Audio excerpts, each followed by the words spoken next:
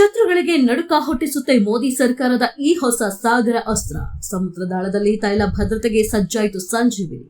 ಪಶ್ಚಿಮ ಏಷ್ಯಾದಲ್ಲಿ ಇರಾನ್ ಮತ್ತು ಅಮೆರಿಕ ನಡುವಿನ ಯುದ್ಧವು ಜಾಗತಿಕ ಇಂಧನ ಭದ್ರತೆಯ ದೊಡ್ಡ ಸಮಸ್ಯೆಯನ್ನು ಹುಟ್ಟುಹಾಕಿದೆ. ಯುದ್ಧದ ಕಾರಣದಿಂದಾಗಿ ಹಾರ್ಮುಜ್ ಜಲಸಂಧಿ ಮುಚ್ಚಿತು. ಗಲ್ಫ್ ದೇಶಗಳಿಂದ ಬರಬೇಕಿದ್ದ ತೈಲ ಮತ್ತು ಅನಿಲ ಟ್ಯಾಂಕರ್ಗಳು ಅರ್ಧಕ್ಕೆ ನಿಂತಿತು. ಭಾರತವು ತನ್ನ ಕಚ್ಚಾ ತೈಲದ ಅಗತ್ಯಗಳಲ್ಲಿ 90% ಆಮದು ಮಾಡಿಕೊಳ್ಳೋದ್ರಿಂದ ಮತ್ತು ತೈಲ ಬೆಲೆ ಬ್ಯಾರೆಲ್ಗೆ 105ಕ್ಕೆ ಏರಿರೋದ್ರಿಂದ ಆರ್ಥಿಕತೆ ಮೇಲೆ ಭಾರಿ ಒತ್ತಡ ಬಿದ್ದಿತು. ಸದ್ಯಕ್ಕೆ ಭಾರತಕ್ಕೆ ಹಾರ್ಮುಜ್ ಜಲಸಂಧಿ ಬಾಗಿಲು ತೆರೆದಿದೆ. ಆದರೆ ಭವಿಷ್ಯದಲ್ಲಿ ಏನಾಗುತ್ತೆ ಅಂತ ಈಗಲೇ ಹೇಳೋಕೆ ಆಗುವುದಿಲ್ಲ.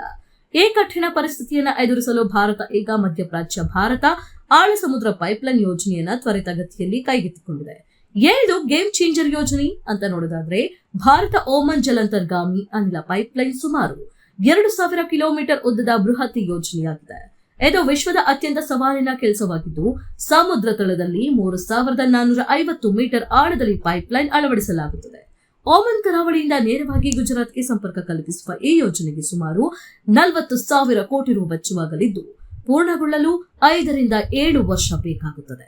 ಈ ಯೋಜನೆ ಭಾರತಕ್ಕೆ ಮುಖ್ಯನ ಅಂತ ನೋಡೋದಾದ್ರೆ, ಹಾರ್ಮುಜ್ ಜಲಸಂಧಿಯ ಪ್ರಸ್ತುತ ಮುಚ್ಚುವಿಕೆಯ ಗಲ್ಫ್ ರಾಷ್ಟ್ರಗಳಿಗೆ ಭಾರತದ ಅನಿಲ ಮತ್ತು ತೈಲ ಸರಬರಾಜಿನ ಮೇಲೆ ತೀವ್ರ ಪರಿಣಾಮ ಬೀರಿದೆ. ಇದರಿಂದಾಗಿ ಟ್ಯಾಂಕರ್ಗಳನ್ನು ಅವಲಂಬಿಸುವುದಕ್ಕಿಂತ ಪೈಪ್ಲೈನ್ಗಳು ಸುರಕ್ಷಿತ ಆಯ್ಕೆಯಾಗಿವೆ. ಭಾರತಕ್ಕೆ ಇದು ರಕ್ಷಣಾ ಕವಚ ಇದ್ದಂತೆ. ಹಾರ್ಮುಜ್ ಜಲಸಂಧಿ ಮುಚ್ಚಿದಾಗಲೆಲ್ಲ ಭಾರತದ ಇಂಧನ ಪೂರೈಕೆಗೆ ಹೊಡೆತ ಬೀಳುತ್ತದೆ. ಆದ್ದರಿಂದ ಟ್ಯಾಂಕರ್ಗಳಿಗಿಂತ ಈ ಪೈಪ್ಲೈನ್ಗಳೇ ಸುರಕ್ಷಿತ. ಈ ಮಾರ್ಗದ ಮೂಲಕ Oman, UAE, Saudi Arabia, Iran ಮತ್ತು ಕತಾರ್ನಂತಹ ದೇಶಗಳಿಂದ ನೇರವಾಗಿ ನೈಸರ್ಗಿಕ ಅನಿಲವನ್ನ ಪಡೆಯಬಹುದು. ಪ್ರತಿದಿನ 31 MMSCMD ಅನಿಲ ನೇರ ಗುಜರಾತ್ ತಲುಪಲಿದೆ. ಕಾರ್ಯತಂತ್ರದ ಭದ್ರತೆಗೆ ಇದು ಅನಿವಾರ್ಯ. ಭಾರತವು ನೈಸರ್ಗಿಕ ಅನಿಲಕ್ಕೆ ಕಾರ್ಯತಂತ್ರದ ಮೀಸಲು ಹೊಂದಿಲ್ಲ ಕಾರಣ ಯುದ್ಧದ ಸಮಯದಲ್ಲಿ ಈ ಪೈಪ್ಲೈನ್ ಅತ್ಯಂತ ಮುಖ್ಯವಾಗಲಿದೆ.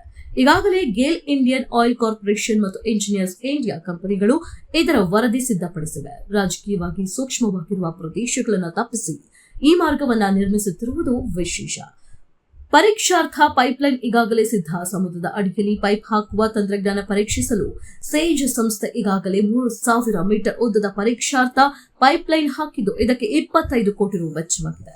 ಸಾಗರದ ತಳಭಾಗದ ಸ್ಥಿತಿಗಳನ್ನು ಅಧ್ಯಯನ ಮಾಡಿ ಭವಿಷ್ಯದಲ್ಲಿ ಯಾವುದೇ ಅಡೆತಡೆ ಇಲ್ಲದೆ ಅನಿಲ ಸರಬರಾಜು ಮಾಡಲು ಭಾರತ ಭದ್ರ ಬುನಾದಿ ಹಾಕುತ್ತಿದೆ.